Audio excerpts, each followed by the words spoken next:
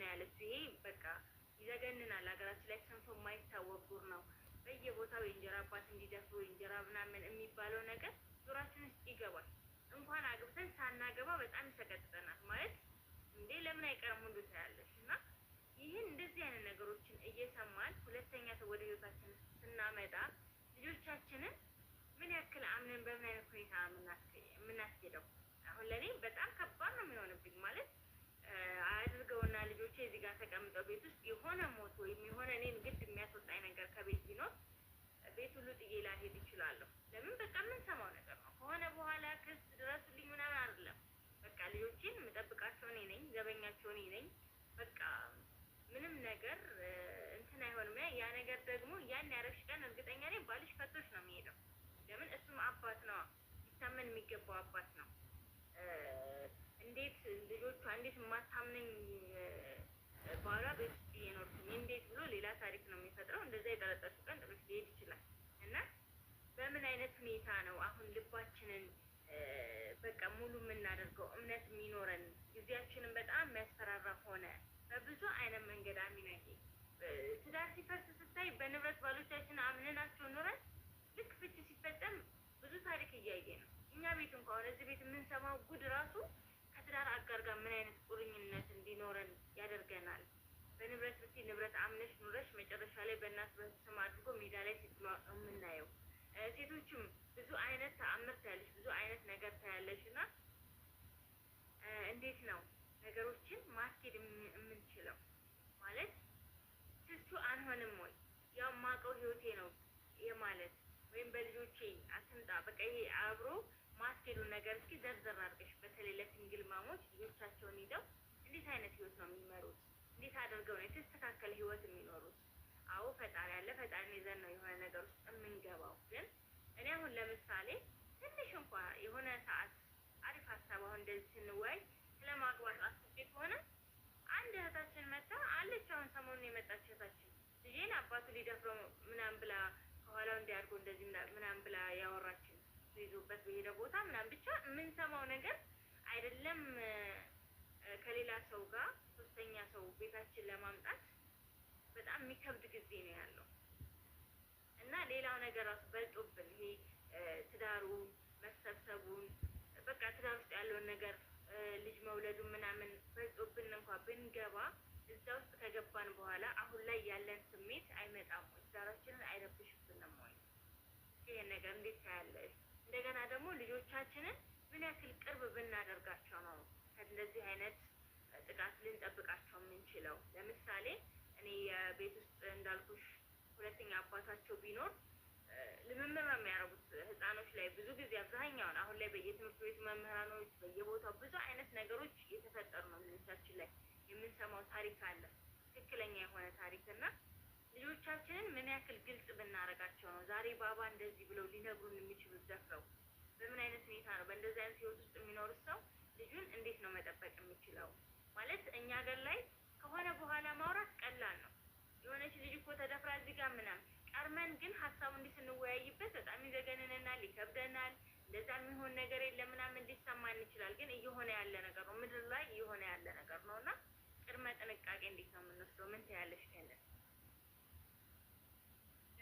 ማሻአላ ከልጆቻችን ልጀምርና ከልጆቹ ጋር እምነት እንዲኖራቸው ማለት ማንኛውም እንዲህ አይነት ነገር ይሄ ነገር ለምሳሌ የሰውነት ክፍል አይነካም ይሄን ብለን አስረድተን ከነሱ ጋር በቀረብን ጓደኝነት ባለን ቁጥር እምነት ቢልድ ባረግን ቁጥር የበለጠ መጥተው የሚነግሩ ነው። ልጆች ላመኑት ነው ሚስጥራቸውን የሚናገሩት፣ ችግራቸውን የሚናገሩት። እና እኛ ይከፋናል፣ እናዝናለን፣ ተስፋ እንቆርጣለን፣ ወይ እንቆጣች ወይ ራሳችን ወይ እነሱን እንጎዳለን ብለው ካሰቡ ሴፍ ካልሆነ አይነግሩንም።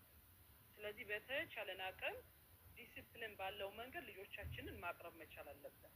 ማወቅ መቻል መጥተው እንዲነግሩን። ለምሳሌ ከትምህርት ቤት በመጡ ጊዜ ሁሉ ውይይት ከነሱ ጋር ያስፈልጋል። እንዴት ነበር ቀንሽ? እንዴት ነበር ቀን ብለን ያን ነገር ሆነ ብለን ጓደኝነትን መመስረት ያው የፓረንት የወላጅነት ባውንደሪያችን እንዳለ ሆኖ ከነሱ ጋር ግን ይሄን ግንኙነት ማድረግ አለብን። ስናዳምጣቸው ስንሰማቸው አሃ ይላል እና የሚያስቆጣም ነገር ከሆነ ማለት ጥፋትም ከሆነ ይሄ ነገር እኮ ይጎዳሻል ብለን ጥበብ ባለው መንገድ ምን ነግራቸው ከሆነ ሴፍቲ እንዳለ ካወቁ ያምኑናል። መጥተው መናገራቸው አይቀርም፣ ይነግሩናል። ምናልባት ወደ ኋላ እንትን ሊሉ ይችላሉ፣ ግን አድቨንቻሊ እውነታውን ማውጣታቸው አይቀርም እና ልጆቻችንን ባቀረብናቸው ቁጥር ታዲያ አሁንም እንዳልኩት ፍሬንድሁድ ዊዝ ፓረንትሺፕ አንድ ላይ ያይዘን ማለት ነው። ላይክ አሁን ፍሬንድ እንውሰድ፣ በቃ ሁሉ ነገር ከዲሲፕሊን እናውጣቸዋለን። ዲሲፕሊንም ያስፈልጋል፣ ዲሲፕሊን ሁሌም ያስፈልጋል እና ባውንደሪ ማወቅ አለባችሁ። ምንም ያህል ብትጫወቱ እናንተ ወላጅ ናችሁ፣ እነሱ ልጆች ናቸው። እናንተ በዛ የአመራር ኃላፊነት አለባችሁ፣ እነሱ ደግሞ የመታዘዝ ኃላፊነት አለባቸው ማለት ነው። ይሄን በፍቅር እንዲረዱን በጥበብ እንዲረዱን ማድረግ መቻል አለብንና ማቅረብ ነው። አብሯቸው መጫወት፣ አብሯቸው የእነሱን ህይወት መኖር ነው እና የእነሱን በእነሱ አስተሳሰብ ውስጥ ወርደን ስናስብ እነሱ ይሄ ነገር ኮንፈርት ይሰማቸዋል። የዚህን ጊዜ ያላቸውን ነገር ለእኛ በአንደኛ ደረጃ ነው መጥተው የሚያካፍሉን ማለት ነው እና ሌላው እኛ የራሳችን ያለንበት ስቴት ልጆቻችን የሚያዩን ይሄ ብስጩ ከሆነ ሀዘን ላይ ከሆነ ግን ከነሱ ጋር አይደለም ከሌላ በህይወታችን የተነሳ ለዛ ነው ጥንካሬ ሊያዩብን ይገባሉ። ይሄን ከኛ ቆፍጠነትነታችንን ሊያዩ ይገባል ልጆች ማለት ነው እና ይሄ አይደለም ማሚኮ ይጎዳታል ካሉ ለእኔ አይነግሩኝም። ማሚኮ አሁን እንዲህ ብነግራት እኮ ልቧን ይሰብራታል ካሉ ይህን ነገር አምቀው ይጎዱበታል ማለት ነው እና ለዛ ነው እኔን ግን መፍትሄ ተኮር ይሄን ምስጋና የሚያዩ ከሆነ ጥንካሬ የሚያዩ ከሆነ ማሚ ሂሮ ናት ብለው መጥቶ የመናገሩና ትረስትም መተማመኑንም ብሪጁን ስላዘጋጀን መጥተው ይሄን ነገር ነው እነሱ ማካፈል ያለባቸውን ነገር ከማካፈል በአንደኛ ደረጃ አንደኛ ጓደኛቸው እኔ ስለሆንኩኝ በዛ ደረጃ ያስተላልፉልናል ማለት ነው እና ሞር ራሳችን አሁንም በእነሱ ማስመልክቶ በማንኛውም ህይወት ዙራችን ነው ይሄን ነገር ተደጋግማችሁ የምትሰሙት ራስ ላይ በሰራን ቁጥር እኛ ምርጥነታችን በተላበስን ቁጥር ለምን አስተዋይ እንሆናለን። ንግግራችን፣ ውሳኔያችን ትርጉም ይሰጣል። ምርጫችን ትርጉም ይሰጣል። ከእውቀት የመጣ ነው የሚሆነው። ከኢሞሽን የመጣ አይሆንም። ከብቸኝነት የመጣ አይሆንም። ወይም ከፍራቻ የመጣ አይሆንም። በጥበብ ነው ነገሮችን የምናደርገው። ጥበባችንን እንጠቀማለን። ምርጥ የተሰጠንን አይምሮ እንጠቀማለን እና ይሄን ባረግን ቁጥር ኢቭን አሁን ከልጆቻችን ጋር ያለነው ግንኙነት ውጤታማ እየሆነልን ነው የሚሄደው እና ልጆቻችንን ማወቅ አለብን። ልጆቻችን ድክመታቸው፣ ጥንካሬያቸው ማን ናቸው? እናንብባቸው። ችግር በደረሰባቸው ሰዓት እስቲ ፈሪዎች ናቸው ወይስ በእልህ የሚናገሩ ናቸው? እናት ናቸው ምን አይነት ባህሪ እንዳላቸው ይለያያል። የሚገርማቸው ነገር እና ልጆቻችንንም ማንበብ አለብን። እነሱን ለማንበብ ደግሞ እኔና እናንተ ንቃተ ህሊና ላይ ሆነን አዳማጮች መሆን አለብን። ተገንዛቢዎች መሆን አለብን። መከታተል አለብን። የማይጠቅመንን ነገር የምንከታተል ከሆነ እዚህ ጋር ያለንን ሆምወርክ መስራት አንችልም እና ልጆች አሁን እዚህ ጋር ፈርስትሬት የሚያደርጋቸው ምንድን ነው? ይሄ የመናገር አቅማቸው ምን ያህል ነው? ሲፈሩ ነገር ሲደርስባቸው ያን ነገር ማንበብ እንችላለን። አይተናቸው ማለት ነው ያሉበትን ማመዛዘን። ይሄ ልጅ ይፈራል፣ በጣም ይፈራል። አንድ ነገር እንኳን ቢደርስበት መጥቶ መናገር አይችልም። በቃ ውስጡ ነው የሚያመቀው። ይሄ ደግሞ ልህኛ ልጄ ነው መጥቶ ነው የሚናገርኝ፣ አንድ ነገር ራሱ ሊያደርግ ይችላል ብለን ማለት እንችላለን። ባህሪያቸውን የምናጠናቸው ከሆነ ልንረዳቸው እንችላለን ማለት ነው እና በተቻለን አቅም ሆምወርክ ብለን ጓደኛ እናርጋቸው፣ በዲስፕሊን እንያዛቸው፣ እንዲሁም ከምንም በላይ እናንብባቸው። መጽሐፍ ናቸው ልጆቻችን። እኛም ታሪክ መጽሐፍንን እንነበባለን፣ ራሳችንም እናንብብ፣ ልጆቻችንም እናንብብ። በዚህ ሰዓት ይሄ እንዳልኳችሁ ብሪጁን እንሰራለን። መተማመን ልጆቻችንን እኛ መጠጋት እንዳለባቸው ማመን እንዳለባቸው ወደ እኛ ይጠጉናል። ይሄ ደግሞ ለሚፈጠሩ ፈተናዎች፣ ለሚፈጠሩ ክስተቶች ቱማች ስርም ሳይሰዱ ነገሮችን ማስወገድ እንችላለን። ኮሚኒኬሽን ካለ አብዛኛው ጊዜ ነገር የተፈጠረ መደፈር ያለው ኮሚኒኬሽን የለም። ህጻናቶቹ ማንም ያዳምጣቸው የለም፣ ማንም ይነግራቸው የለም። ስለዚህ አምቀውት በውስጣቸው የሚቀር ነገር ነው ማለት ነው። ሁሉም ይሳለቅባቸዋል፣ ልታሰድቡ ነው ይላቸዋል፣ ወይም ያምናቸው የለም። ስለዚህ ይሄን ትልቅ በደል ውስጣቸው ከአላህ ለፈጣሪ ይዘውት ይኖራሉ ማለት ነው እና ይሄ ብሪጅ እንትኑን ድልድዩን ማስተካከላችን እምነትን በእኛና በልጆቻችን መካከል እምነትን ቢልድ ማድረጋችን ወደ እኛ እንዲመጡ ምንም ያሳቅቃቸው ነገር ለማሚ ማልነግራት ነገር የለም፣ ለዳድዬ ማልነገረው ነገር የለም ብለው ወደፊት ኢንሻአላህ እንዲመጡ እናረጋቸዋለን ማለት ነው እና ሁለተኛው ነገር ደግሞ አሁን ከልጆቻችን ጋር ሆነን ካለው ይሄ ሁሉ ኔጌቲቭነት ይሄ ሁሉ እንዴት እናምናለን? እውነት ነው፣ ትክክለኛ ጥያቄ ነው። ኮንሰርንም መጨነቅም ያለብን ጉዳይ ነው። ግን እንዳልኩት ይሄ ብሎ ማለት ሁሉም እንደዛ ስላልሆነ አላህን ተወክለን ሆምወርካችንን ሰርተን ማን ይሄ ሰው የሚለውን ነገር ራሳችን ላይ በሰራን ቁጥር እንዳልኳችሁ ነው። ራሳችሁን ስታገኙ ጥበባችሁን ስትላበሱ ይሄን ነገር ትወስናላችሁ። ይሄ ያዋጣኛል፣ ይሄ በህይወት ላይ ያስፈልገኛል፣ ይሄ አያስፈልገኝም፣ ይሄ ሰው ለኔ የሚለውን ነገር ግልጽ እየሆነላችሁ ነው የሚመጣው። በፍራቻ ውስጥ ፍራቻ የኛ እንደበላችሁ ወደፊት እንዳንጓዝ እንቅፋታችን ነው እና መፍራት ሳይሆን የሚያስፈልገን ምንድነው? መወስነው ነገር ምንድነው? የት ነው እየሄድክ ያለው? ምንድነው ዙሪያ ያለው? ምን ኦፖርቹኒቲ፣ ምን ጸጋዎች አሉ? ምን ፖቴንሻል አለ ብዬ መጠቀም የምችላቸውን ነገር እንድጠቀም፣ ዳንጀር የሆኑ ነገሮችን ደግሞ በፍራቻ ሳይሆን ፕሩቭ ስላለኝ ማስወገድ ስላለብኝ ጠቃሚ ስላልሆነ በእውቀት መሆን አለበት። በፍራቻ ሳይሆን በእውቀት። አሁን እኛ የምንሰማው ነገር ሁሉ በፍራቻ እያሳሰረን ነው ማለት ነው። አባባል የገባች መፍራትም መስጋትም ይገባናል። ግን ይህን ብለን ደግሞ እዚህ ውስጥ ያለ መኖር ያለበት ምክንያቱም እንዳልኳችሁ ነው። ልጆች ለምሳሌ እየተቻለ አንድ ሸጋ ባል ሸጋ ሚስቱን ማግባት እየቻለ ብቻውን ልጆቹን መስራት ማመን ከቻለ ሌላ ነገር ነው። የሚያምነው አላገኘም፣ ራሱ ላይም እየሰራ ነው፣ ይሄ ሌላ ነገር ነው። ግን በመፍራት የተነሳ አንድ ሸጋ ሚስት እያለች በህይወቱ ላይ ብትመጣ እሱንም ልጆቹም ላይ ኢምፓክት የምትፈጥር ምክንያቱም ልጆቹም የትዳር ህይወት ምንድን ነው የሚሉትን ከሁለት ፓረንት ማየት አለባቸው እስከተቻለ አቅም ድረስ አዝማች ስፓስብ ሙሉ ህይወትን ቤተሰብን ማየት መቻል አለባቸው እና ደሞር ፒስ ለራሳችን ለልጆቻችንም ላይፍን እውነታ ራሱን ሼፕን ባረግንላቸው ቁጥር መልካም ነው ማለት ነው። አንችልም፣ ማምነው ሰውም የለም፣ ራሴም ላይም ገና ነው ብለን የምንል ከሆነ ይሄ ሌላ ነገር ነው። እሳት መግባት አንፈልግም። ግን ራሳችን ላይ በሰራን ቁጥርና ነገሮቹን ወደኛ በመጡ ግልጽ በሆኑ ቁጥር ኦፍኮርስ ህይወታችን ኮምፕሊት መሆን ስላለበት መሻሻል ስላለበት ማሻሻል በምንችለው አቅም እየጨመርን ነው የምንሄደው። እየተሰበርን ሳይሆን እያሻሻልን አሁን ሴፍቱ አይሰማኝም፣ እምነቱ የለኝም፣ ማምነውም የለም፣ ገና ነው ያልኩትም አልመጣችም ካልን ያስኬዳል። ምክንያቱም መተማመኑ መኖር ስላለበት ስነ ምግባሩ ስለሚያስፈልግ በእኔና በባሌ መካከል መተማመን ስላለበት በእኔና በእሱና በልጆቹ መካከል መተማመን ስላለ ይሄ ቦታው መቀመጥ አለበት፣ ቦታው መኖር አለበት እና ከመጣንበት ከምናየው ዙሪያችን ከከበበን ከምናየው እውነታ ሁሉ ይሄ ታይም ሊወስድ ይችላል። አባባል የገባችሁ ግን ኔቨር ከውስጣችሁ አታውቁም። ፍጹም የለም ብሎ ማለት አይደለም። አሉ መልካም አባቶች አሉ፣ አሜዚንግ አባቶች አሉ፣ አሜዚንግ እናቶች አሉ እና ይሄን ነገር ግን ያው ሆምወርክ የሚጠይቅ ነገር ነው። እኛ ላይ መሰራት አለበት። ልጆቻችንም ቢሆን ከነሱ ጋር መስራት መቻል አለብን እና እነሱም ቢሆን እየተቀበሉት የሚመጣው ነገር ነው። ባይዘወይ ልጆች እኛ ጠንክረን እኛ የተቀበልነው ነገር ይቀበላሉ። መጀመሪያ ሊገፉት ይችላሉ፣ አልፈልግም ሊሉት ይችላሉ። ኖርማል ነው ማለትም አለባቸው። ግን ኢቬንቹዋሊ ይሄ በረከቱን ሲያዩት ያለው ነገር እውነት ስትራክቸሩ እውነት ከሆነ መሆን ባለበት እየሄደ ከሆነ ማይቀበሉበት ማይደሰቱበት ምንም የራሱን ትሩፋት ይዞ ስለሚመጣ የለውም። ትክክለኛ ነገር ስለሆነ ቦታውን ሲይዝ ይቀበሉታል። ግን እዛ ውስጥ እነሱ እንደፈሩትም የሚፈሩት ነገር አለ፣ የሰጉት ነገር አለ።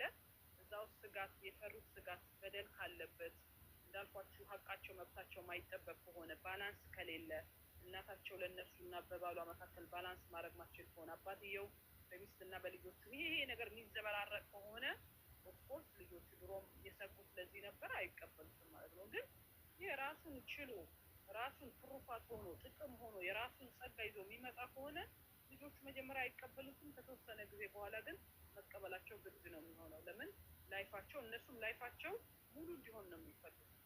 ማሚም እንዳልኳችሁ ዳዲም ይህን ነገር ኮምፕሊት ሆኖ ማየት ነው የሚፈልጉት እና ታይም ወስድባቸዋል እንጂ ትክክለኛ ነገር ከሆነ መቀበላቸው አይቀርም ኢንሻአላሁ ተዓላ። ግን እንዳላችሁ ሁለተኛ ልጠይቅሽ ያዘጋጀሁትን ጥያቄ ነው የመለሽው አያይዘሽ እና አንዳንድ ልጆች እውነት ነው እናታቸው ፍጹም እንድታገባ አይፈልጉም።